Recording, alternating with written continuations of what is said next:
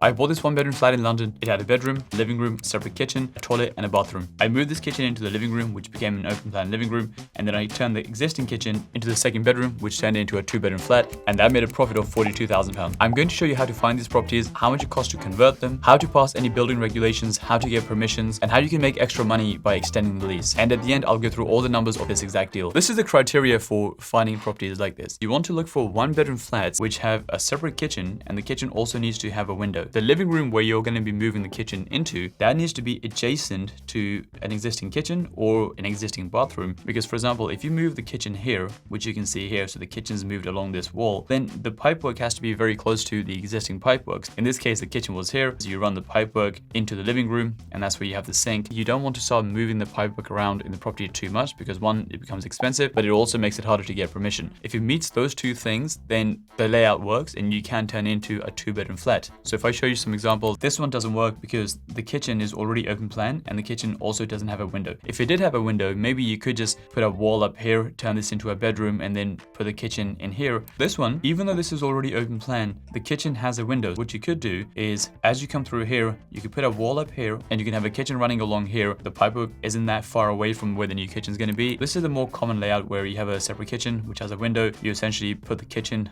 along here. There is one more thing to avoid when it comes to floor plans. This is very important because you might get stung if you don't consider this. This is a flat I bought in London Bridge. You come in through here, you go into the reception room, and then you go into the kitchen. That kitchen is what you call an inner room. That is a room inside a room. If I take this kitchen out and I put it here, because it's an inner room, if there was a fire in the kitchen, you can't escape from the bedroom because you would end up going into the kitchen where the fire is. If this property is on the ground floor, then it's okay because you can just escape from the window. If it's on the first floor, then apparently it's also okay because you can just jump out the window. I mean, first floor is still pretty high. I don't know who's jumping out the window, but I guess if there's a fire, then you might as well take your chances. You can't expect someone to jump from the second floor. Now, this property actually is on the second floor, and so then it becomes much harder because of building regulations. What we had to do was we had to put in sprinkler systems in the living room, so if there was a fire, you could still escape. One, it's a costly process, and second, it's just a very annoying process to get that passed with building regulations. I would just avoid anything which has an inner room if it's on the second floor or above. The second part of the criteria is the minimum sizes. I want the flat to be at least 45 square meters. For the kitchen, you want it to be about 7.5 to 8 square meters. The bigger the better. And with a living room, that ideally should be around the 15 square meter mark. If we look at this kitchen here, it's 3 by 2.7. That's 8.1 square meters, which works out really well. For the living room, it's 3.9 by 3.6. That's 14 square meters. So it's just below the 15 square meter mark, but it's okay because the layout works pretty well. Just keep in mind that this is a bit of a loose guideline. It can be slightly more, it can be slightly less. This is the first one I've done. If you look at the kitchen, it's 2.13 by 2.7. This is about 5.5 square meters. I said that the new living room has to be next to a bathroom or a kitchen, and this one is next to a bathroom, but there is a cupboard in the way. What I did was I put this thing here in the corner. I ran the pipe through this wardrobe space and straight into the kitchen. The tool I use is called Smart Drawer, and you can take your floor plan, recreate it in Smart Drawer, and then you can actually put in the actual furniture size. That'll be much easier to see in terms of what works and what doesn't work. Now, the next criteria is really looking at the type of building. Either you have private buildings, any normal residential apartment building, or you have the ex-council buildings. So buildings which used to be owned by the council and they predominantly had council tenants. A lot of these properties are now sold off by the council, so it's not like they're council properties anymore still, but technically the building is still ex-council. With private buildings, you can basically do this with any flat. It doesn't really matter because all private buildings are pretty much equally desirable. With ex-councils, some buildings are more desirable than others. I've got a flat in this building, which is an ex-council building, but if you look around this area, everything around it is private. So this is a private development. This is a private development. The shot is about 5 minutes away. As you go down here, you have a council building here, and then you have a couple that way as well. But everything around it is pretty much private. So it's a council building in a private area, which is still very desirable. However, in certain areas, for example, this is in Pimlico, when you look around, everything is council. So this is more for a council estate. Now, from a lender's point of view, a standalone council building in a private area is always going to be more desirable because the area is going to be a lot more expensive. And so what that does is that also lifts the prices of the council property within that area. The other thing to avoid with council buildings are the high-rise council buildings. I consider anything which is more than 5 floors to be essentially a high-rise council building. From a mortgage point of view, they're not as desirable as a low-rise council building. If you're looking at a private property, something like this, then none of that matters. It only applies to ex-council, local authority buildings. Lenders look at buildings from a desirability point of view. And if they think something is not as desirable, then they might not lend on that building. You want to make sure you buy stuff which opens you up to as many lenders as possible. So you have a big pool to choose from.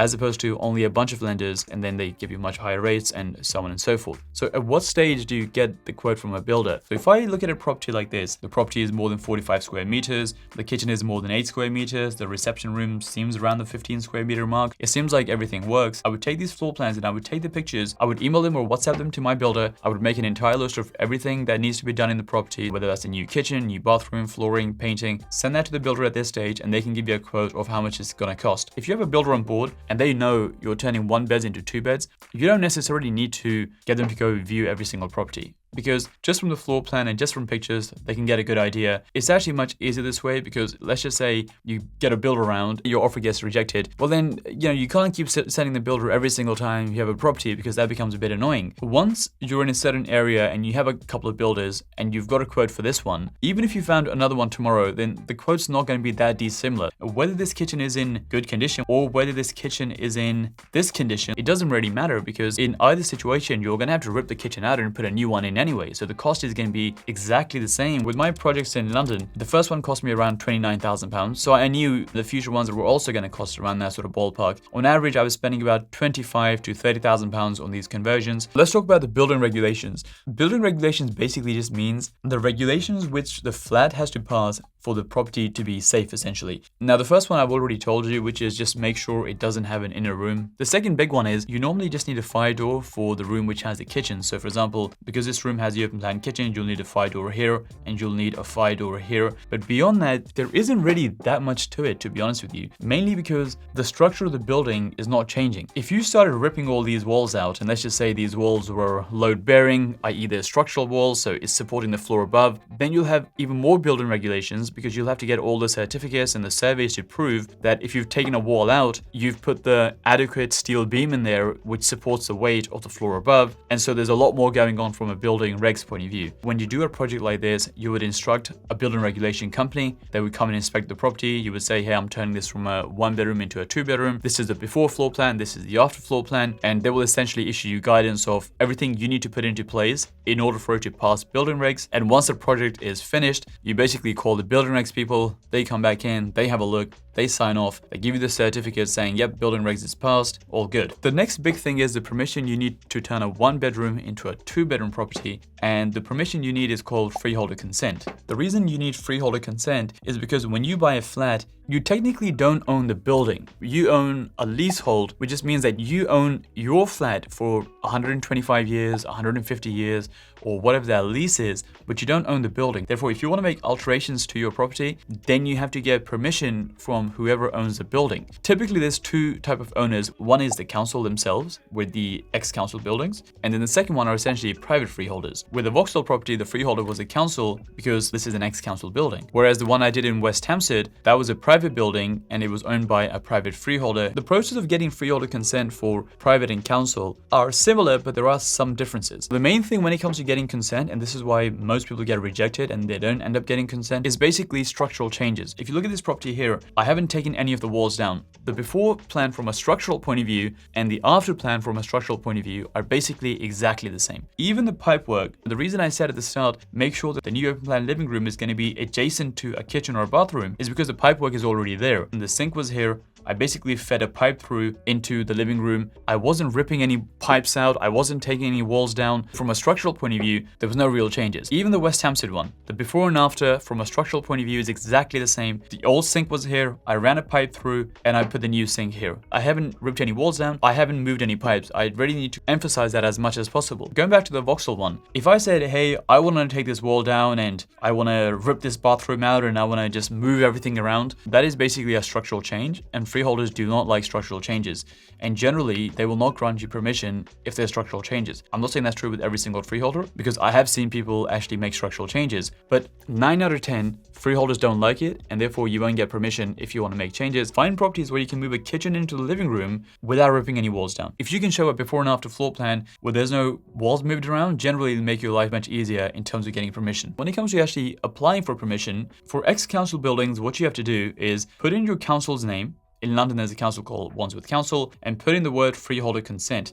Generally, you'll end up with a page like this, which will mention the alterations to council leasehold properties. Now, as you scroll down, it'll give you a criteria of generally what they do allow and what they don't allow. So it says permission to carry out works. If you're carrying out works to the internal part of your property, works to the kitchen units or bathroom renewal, you do not need permission from us unless this work includes structural alterations, e.g. removing of a load-bearing wall, or works which impinge on the communal services, e.g. communal drainage. So like I said, don't rip the walls down and don't move any of the pipes because that's going to mess with the communal drainage and you're not going to get permission. If your proposed alteration are non-structural, it is advisable to contact your estate manager first, and then he goes through how to actually apply, how much it's going to cost, which is about £450. Wandsworth Council generally are pretty relaxed when it comes to making alterations as long as it's not structural. However, Westminster Council in London are very strict when it comes to making any changes. They specifically have a section which says alterations that are unlikely to receive our approval. The relocation of a kitchen or bathroom over a bedroom. Going back to the Vauxhall one. If, for example, you put the kitchen in this bedroom here because maybe the layout just worked out better that way, then the new kitchen would be above a bedroom, because if there's a bedroom there, underneath it and above it is also going to be bedrooms, because with an apartment building, they're all exactly the same layout, just from top to bottom. The new kitchen is going to be above a bedroom, therefore you're not going to get permission to turn it from a 1-bed into a 2-bed. You might be in a situation where the floor plan works and the criteria works and the numbers work and you end up buying this 1-bed flat. You go to the council and the council says, we're not going to give you permission to turn into a 2-bed, and then you're basically stuck because you can't do anything to it and you have to just sell it as a 1-bed or rent it out as a 1-bed, and the entire thing was a bit of a waste of time. When it comes to minimum sizes, so I mentioned that the kitchen should be at least 8 square meters, but I showed you one earlier which I've done, which was 5.5 square meters. There's a thing called the London Space Standards, essentially tell you how big a flat needs to be for it to be a 1-bed, for it to be a 2-bed. A 2-bedroom flat has to be at least 61 square meters. Now, none of my flats are 61 square meters. These standards only apply for new builds, and they apply for things which generally require planning permission. They don't really apply for conversions. There is no real minimum size guidance when it comes to turning a 1-bed into a 2-bed because it doesn't need planning permission. It's all done internally and the exterior of the building remains exactly the same, so there's no planning permission. Typically, there's no guidance or there's no actual rules for how big a bedroom needs to be, and so when I turned mine into a 5.5 square meter bedroom, that was fine. However, with Westminster Council, each habitable room must be a minimum of 6.5 square meters in size. So the one I did in Battersea Park, if that happened to be in Westminster, I wouldn't get consent. The other thing to make sure, by the way, when it comes to structural changes, is that typically when you have a kitchen, the boiler is in the kitchen. You can't also move the boiler because if you move a boiler into the living room, then you have to make a flue and you have to cut a hole into the wall and those sort of things. That doesn't really work because now you're creating structural issues. So instead of moving the boiler, what I tend to do is I get rid of the gas boiler and I just change the flat to all electric. You just need this thing called a mega flow system that essentially just heats up the radiators and the water and everything else. So it's just much easier to put that in rather than starting moving boilers around because you're not going to get permission from most freeholders. When it comes to private freeholders, it's slightly harder because you don't necessarily know who actually owns the freehold. When you go into a building, depending on how big the building is, it might actually say who the managing agent of that building is. You normally have like a notice board or something and it tells you who's managing the building. So you can get in touch with them, or you can just speak to the agent and say, hey, do you know who the freeholder is? And they might have details of the freeholder. Or you can get the lease documents again from the agent, and the lease documents will normally say who the freeholder is. You can then go onto the freeholder's website and again do a similar thing where you search for alterations. They'll normally have policies on what they're okay with and what they aren't okay with. Where the challenge comes in is, let's say there's a flat you're looking to buy, which is a house which someone had turned into 2 flats. Well, in that situation, you're not going to have a big managing agent with a website and policies and everything else, which outlines exactly what does get consent and what doesn't get consent. So in that situation, you're just going to have to find out who the freeholder is and get in touch with them via email. Say, hey, this is what I'm looking to do. Can I get consent to turn this from a 1-bed into a 2-bed? Now, when it comes to formally applying for consent, with the councils, it's much easier because you just fill in their forms and you submit all the information. With the private one, I normally send a before floor plan and I also send the after floor plan, and then this is typically the email I send. Hi, put in the managing agent's name. I hope you're well and safe during the pandemic. Obviously, this was during the pandemic. I'm contacting you regarding your property address. We're looking to move the kitchen to the other side of the wall into the living room so we can use the kitchen as an occasional bedroom when people come and visit. I have attached the current and the proposed floor plans below. The works will be completed by a builder who has confirmed we don't need planning permission as there are no structural works, and the works will be signed off by London Building Control to ensure it complies with building following regulations. The works will be completed by qualified tradespeople. Is it okay for us to go ahead with this? Looking forward to hearing from you. That is typically how I would apply for these permissions. Where the challenge comes in is when you actually get the consent, because the problem is technically when you're buying the property, you don't currently own the property. You're not the leaseholder. You're just someone who's gonna buy the property and eventually become the leaseholder. So when you apply to the council, the councils might come back and say, hey, we're not willing to engage with you because you don't actually own the property right now. You basically have one of two choices. The first one is, depending on who the person you're speaking to and how approachable they are, you could just say to them, hey, I know I can't get full consent right now because I don't own the property. I'm not looking for consent. I'm just looking for, in principle, can you see any issues with turning a 1-bed into a 2-bed? Or can you point me towards your policies which essentially state that, hey, this is okay, this is not okay, but it's not legally binding, right? Because it's not official consent. The second thing you could do, the person you're buying the property from, you could just ask them to get consent on your behalf. So for example, they could fill out all the forms with their names, and then the council has to reply to them because they are the freeholder in that situation. So you could safeguard it that way. Now, when it comes to the private ones, in the case of West Hampstead, this email, I kind of just sent the email and I just said, I'm contacting you regarding the property address. I think they just assumed that I was the leaseholder. And so they replied back saying, yep, that's fine. You can crack on with the project. And so I ended up getting consent before I had actually bought the property, which obviously makes it much easier because the second you buy the property, you can just get started with the works. The other way you can make money from these is by extending the lease. When you buy a flat, you're buying the lease for a set number of years. Sometimes what happens is you come across these properties which have a very short lease. Well, this one says the leasehold is approximately 21 years. If no one extends the lease in 21 years time, this property will go back to whoever owns the building. A typical lease is 125 years. It's only really considered short once it gets beyond the 90-year level or the 80-year level. Then mortgage lenders start to consider that on the shorter end of the spectrum. As the lease gets shorter and shorter, it actually becomes more and more expensive in order to extend it back to the 125 mark. It's like an exponential increase. When I bought this flat in West Hampstead, the lease was 87 years. I bought that for £303,000 on an 87-year lease. I turned that into a 2-bedroom flat. It was revalued at £415,000 as a 2-bed, but the valuer assumed that the lease was still 87 years because there was a bit of a delay from the time we extended it and when Land Registry actually updated it on their portal. We emailed the valuer saying, hey, there's been a bit of a mistake. The lease is not 87 years, it's actually 125 years. And so can you value it based on that? It cost me £13,000 to extend it. When the person revalued it, it went up from £415,000 to £450,000. I spent £13,000 to extend it, and the value went up by £35,000, which is about 3 times as much as what it cost me. And you can get a 3 times return on your money by finding properties with low leases and just extending the lease. The only thing I'd keep in mind is that you normally have to put the cash up yourself in order to extend the lease. So if you have cash which you can invest into these sort of things, then yeah, find stuff which has a shorter lease. Work out how much it's going to cost you, and your solicitor can work that out by engaging with the freeholders, and you would typically pay for a valuation report, and the valuer says how much it's going to cost to extend the lease. And if it makes financial sense and you can make a profit, then you can crack on with that and make a lot of money just by extending the lease. Now let's talk about the numbers for the Vauxhall project. So I bought that property for £290,000. The stamp duty, which is the tax you pay when you buy a property, was £13,200. The refurb cost me £23,000.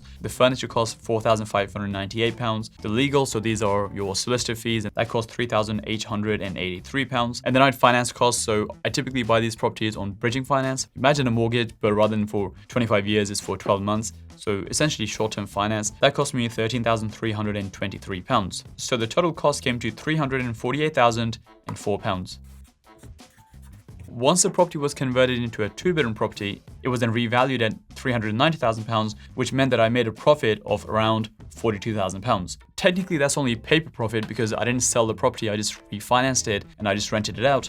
When it was revalued at £390,000, I then got a new mortgage at 80% loan to value, which means I got an 80% loan on that property, and that came to £312,000. Clearly, this section here is not 80% of the entire thing. This is drawn like extremely badly. The project has cost me £348,000. That is all the money that I've invested. And once I've refinanced, the new bank has given me £312,000 back. So the only actual money this project has cost me is the difference between how much I spent and then how much I got back, which is this difference here, which essentially in this case is £36,000. I have ended up with a 2-bedroom flat in Vauxhall, London for only £36,000, which if you think about it is like an 8% deposit on a buy-to-let property. If you compare that to buying a buy-to-let property normally, where you need a 25% deposit, stamp duty, legals, everything else, typically to buy a buy-to-let property, you need about 35% of the purchase price. The market rent on the 2-bedroom property is $1,750. The mortgage is $1,100. For maintenance, I normally account for about 10% of the rent.